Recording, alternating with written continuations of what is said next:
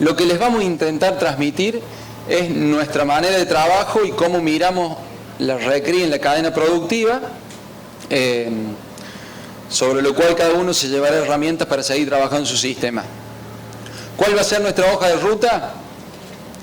Vamos a hablar de algunos conceptos básicos de recría que quiero que nos queden claros para desarrollar algunas cuestiones técnicas, dentro del cual va a estar la curva de crecimiento, el crecimiento compensatorio, la importancia de una buena recría en el desempeño productivo, tanto como para una vaquillona como para un novillo, ni hablar para un toro, y donde quiero que perdamos un poquito más de tiempo es en cómo analizar el negocio.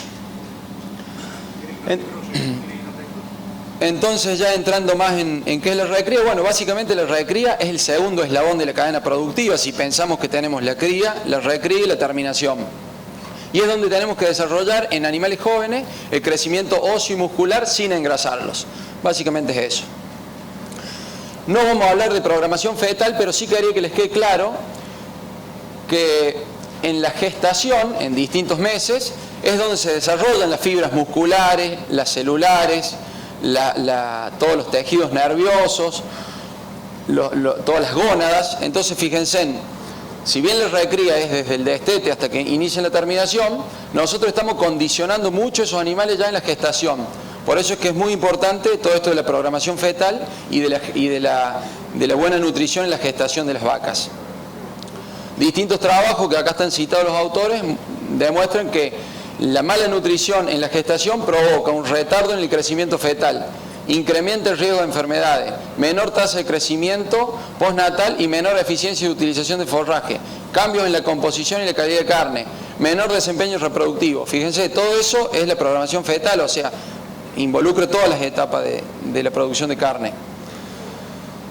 Dos cositas, en la recría una de las cuestiones más importantes es la proteína, porque dijimos que tenemos que hacer músculo. Entonces vamos a estar hablando de niveles proteicos de alrededor del 14% o más, o no menos del 13%, diría yo. Para hablar un poco de la curva de crecimiento, la curva de crecimiento es algo natural que se da en cada animal. Por un lado, de acuerdo al tamaño del animal, un animal grande tiene una curva de crecimiento más prolongada y más larga, vamos a tardar más en engrasarlos. Y por otro lado, y un animal chico lo va a hacer más precozmente, ¿no? Y por otro lado tenemos la categoría. Lógicamente una vaquillona se nos va a engrasar más precozmente que un macho entero joven, y el macho entero joven va a tardar más en engrasarse que un novillo. Entonces esta curva de crecimiento depende del tamaño del frame de los animales y depende de la categoría. Entonces, ¿qué pasa? Nosotros deberíamos copiar esta curva de crecimiento donde tenemos un nivel mínimo y un máximo. Obviamente no es algo exacto, pero tendríamos un rango donde manejarnos. ¿Qué pasa? Si vamos por debajo de esta curva de crecimiento, vamos a tener animales que... Uy, me pasé. Vamos a tener animales que van a estar subnutridos, son ese animal aguachado que vemos, ¿no? Eso cuando estamos ganando el aumento diario de peso vivo es por debajo de los 500 gramos. Si vamos por encima de esa curva de crecimiento, lo que nos va a pasar es que vamos a engrasar precozmente esos animales y los vamos a terminar antes del objetivo planteado. Cuando se hacía el famoso ternero bolita que se destetaba, se metía a comer en un silo de autoconsumo maíz entero con un corrector al 10%, lo que pasa es eso, cortábamos la curva de crecimiento y un animal que tenía un potencial para terminarse a los 400 kilos lo terminábamos a los 250. Entonces lo que debemos hacer es seguir esta curva de crecimiento por acá por el medio, como lo muestra este gráfico, ¿no? Entre un máximo que sería unos 700, 800 gramos y un mínimo que sería 500 gramos. Ahí es donde vamos a obtener el máximo potencial de esos animales. Y esto es lo que nos va a pasar cuando nosotros cargamos un novillo terminado. El apartador, el que te elige los novillos, siempre los vemos iguales. No sabemos qué hay abajo de eso a menos que le hagamos una ecografía o que lo faenemos. Y lo que pasa es esto: un animal bien recreado, donde desarrolló todo su potencial en músculo, va a tener el nivel de capa justa que necesita para que le dé la terminación. Y un animal mal recreado, en la que no desarrolló el músculo que tenía que desarrollar, empacado lo vamos a ver igual, pero con mucha más grasa. Y esto nos van a castigar en frigorífico por este nivel de grasa, y aparte nos salió cara. Hacer 1 kilo de grasa es mucho más caro que hacer 1 kilo de músculo. Entonces esto es lo que tenemos que tener en cuenta. 2 o 3 cositas del crecimiento compensatorio, explicado así medio lo campero. Un animal cuando lo restringimos, y deja de ganar esos 500 gramos como mínimo que necesitamos y gana 300 gramos, su aparato digestivo sigue creciendo igual. Pero a determinada edad, en vez de tener un animal de, no sé, 8 o 9 meses, en vez de tener 250 kilos, lo podemos tener con 200 kilos. Ese animal de 200 kilos va a tener su aparato digestivo de un animal de 250 kilos, pero su tamaño metabólico va a ser un animal de 200 kilos. Entonces, ¿qué pasa? El comer va a comer la misma cantidad que hubiera comido si tiene 250 kilos. Y todo ese consumo extra que tiene no lo va a gastar en la demanda de mantenimiento que tiene un animal de 250 kilos, sino de 200. Entonces va a crecer de más. Pero eso no es gratis, y eso explica el crecimiento compensatorio, que surgió como una herramienta para compensar los malos manejos en la recría, en la primera parte de la recría. Y esto es lo que pasa, ¿ven? Con el crecimiento compensatorio. Un animal que crece normalmente lleva esta curva de crecimiento, no así lineal, pero copia esa curva. Cuando nosotros en la primera etapa de la recría ganamos por debajo de los 500 gramos y después ese animal lo queremos compensar comiendo como debería comer, él siempre va a buscar seguir la curva de crecimiento normal. Entonces acá va a empezar a hacer ese compensatorio que le llamamos nosotros, donde este animal gane 1,2 kg en terminación, este va a ganar 1,4 kg. Pero ¿a qué costo es la cuestión, no? Y eso es lo que pasa. Para llegar al mismo grado de terminación, ese animal, en vez de llegar a los 370 kilos, va a llegar a los 420 kilos. Y lo que nos va a llevar 2 o 3 meses más. Y cuando veamos los costos de la nutrición de hoy, esto es carísimo. Entonces, cada empresa tendrá que evaluar si va a hacer compensatorio, por qué lo va a hacer y ver este número final cómo se da, ¿no? Es simplemente una introducción y algunos conceptos básicos que quiero para que hablemos todo en el mismo idioma y que muchas veces ya lo habrán escuchado. 2 trabajitos rápidos, uno de hembra y uno de macho. Acá lo que les quería mostrar es que este trabajo me lo pasó Osvaldo Luna, donde se hizo un trabajo con 4 lotes de vaquillona, donde una no se restringió, tuvo en 2 periodos distintos, no tuvo restricción ni en el primer periodo ni en el segundo periodo. O sea, tuvo ganancias diarias de 650 a 700 gramos. En otro caso, no se restringió en el periodo 1, pero se restringió en el periodo 2 y tuvieron ganancias de 300 a 350 gramos. Y en la última tropa se restringió al inicio y al final. Y acá hay otra tropa, perdón, que se restringió al principio y no al final, y esta se restringió al principio y al final. Entonces, ¿qué resultados se obtuvieron? Que el 75% de las vaquillonas que no se restringieron llegaron ciclando bien a los 15 meses. El 60% de las que tuvieron una restricción al final de su recría llegó ciclando, y menos del 50% a los 15 meses de las que se restringieron en ambas partes de su recría estaba ciclando. Entonces, cuando hacemos entores de vaquillona de 15 meses o hacemos entores de vaquillona de 18 meses, en el caso de Brangus, tenemos que tener la precaución de esto, ¿no? Qué importante que es la nutrición en el periodo 1 y 2. Fíjense, el periodo 1 es de 4 a 7 meses y el periodo 2 de 7 a 10 meses. O sea, no le mezquinemos en la recría porque después nos va a afectar en su performance reproductiva. Y esto está explicado por el incremento de la hormona luteinizante, que es la que hace que se forme el primer cuerpo lúteo y empiece a ciclar. 2 trabajitos que me pasó Aníbal por domingo, rápido, de lo que es cómo impacta la recría en la terminación. Acá lo que hicieron es comparar 2 tropas, una de 150 kilos y otra de 190 kilos en los kilos de terminación, con distintos niveles de proteína. Por eso es muy importante la proteína, con 9, 13 y 18 de proteína. Y fíjense que en ambos casos los animales entre 13 y 18 de proteína casi no hubo diferencia, pero sí con la de 9. Estos se terminaron antes y estos también se terminaron antes cuando los restringimos con proteína. Y más interesante, un trabajo con novillos, donde se hizo una recría 1 y una recría 2. Y con lo mismo, 9, 13 y 16 de proteína en este caso. Fíjense, les voy a mostrar solamente los datos importantes. Con el 9% de proteína tuvieron un aumento diario de 390 gramos. Con el 13% de proteína de 950 gramos y con el 16% de proteína 1,380 kg, que esto tampoco lo queremos en una recría porque se nos van a engrasar antes, ¿no? ¿Cómo terminaron esa recría 1? Con 200, que iniciaron con 150 kilos todo, la terminaron con 203 kilos el de 9 de proteína, 250 el 13 de proteína y 270 el del 18 de proteína. Y a su vez el aumento diario siguió siendo afectado, 340 gramos, 680 y 778, pero el dato que más nos interesa acá es la conversión, porque es después lo que va a ser la rentabilidad del negocio. con lo que vale una dieta hoy, que este con 9% de proteína convirtió 11,5 a 1, o sea, se tuvo que comer 11,5 kilos de alimento en materia seca para hacer 1 kilo de carne, mientras que el que comió el 13% de proteína o el 16% comieron 7, 6,5 a 1. Ese dato es muy importante y por eso es que tenemos que hacer bien la recría, porque nos va a salir carísimo en la terminación. Esos animales terminaron en la recría 1 y entraron a la recría 2 con 240, 300 y 316 kilos. Fíjense ya la diferencia de kilos que tenemos acá. Sigue estando afectado el aumento diario cuando restringimos proteína por debajo del 13%. Y ya en la terminación, los del 9% de proteína se terminaron con 430 gramos y los otros alrededor de 470 gramos cuando tenemos por encima del 13% de proteína. Y la conversión sigue siendo afectada, ya menos en la terminación porque no impacta tanto la proteína, pero de 8 a 7,41, o sea, tenemos 0,6%, que eso con los costos de la dieta y con un maíz a 32 pesos el kilo que está ahora, créanme que les va a afectar la rentabilidad. Acá simplemente les quería mostrar que en la pirámide productiva la recría juega uno de los papeles más importantes. La terminación, es el empaque final. Entonces acá es donde tenemos que prestar mucha atención.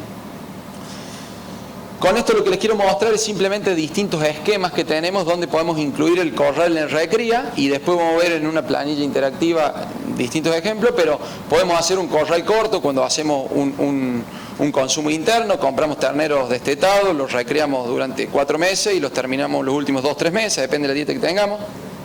Podemos hacer un modelo de corral largo a base de mucha fibra, donde tratamos de jugar con la ley de la oferta y la demanda del ternero y del gordo.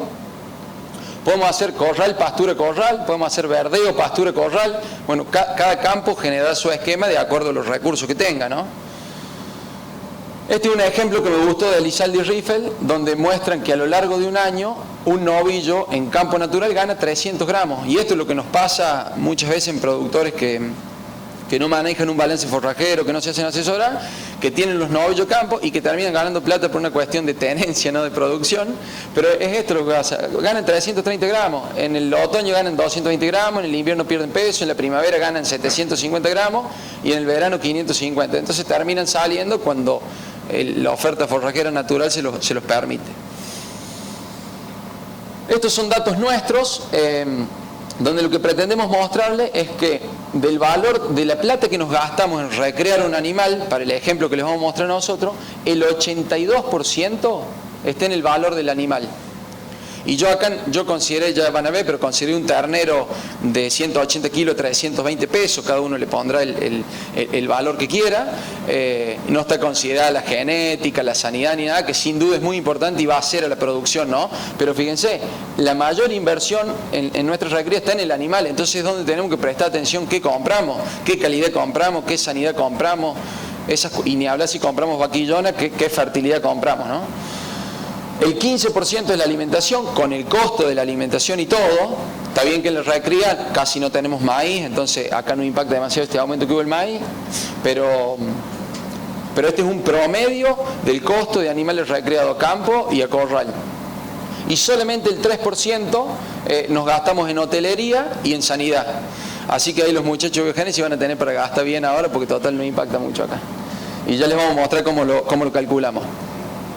Un grafiquito muy sencillo que lo habrá mostrado 1000 veces Víctor, la curva de cómo se da la oferta de ternero en la época de la zafra, marzo, abril, mayo, junio, julio, y cómo lógicamente el precio en la mayoría de los años y promedio pasa esto, ¿no? Después hay años que no ha sido así, pero esto es lo que nosotros tenemos que evaluar bien y tener actualizado para que nos permita jugar con algunas cuestiones del negocio.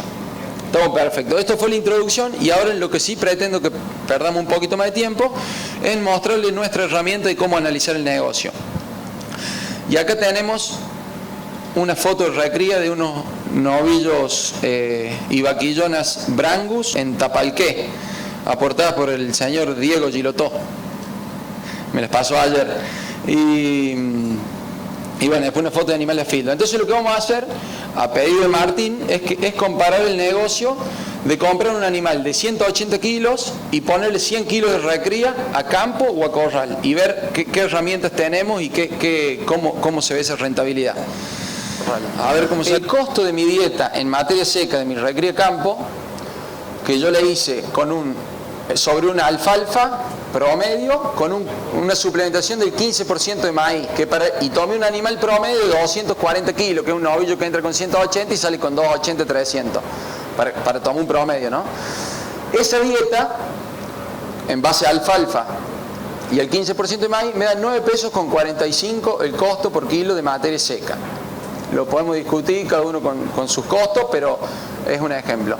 Tomé una conversión de 8 a 1 para ese animal joven de buena calidad, y acá es donde entra a jugar la genética. Si nosotros compramos un ternero ordinario y que ya tuvo a lo mejor una mala programación fetal o lo que sea, a lo mejor esta conversión es más, y si compramos terneros en Pozo de la Carreta o en Ministaló, con la genética que tienen, probablemente tengamos una mejor conversión. Yo les puse una conversión promedio de distintos animales, ¿no?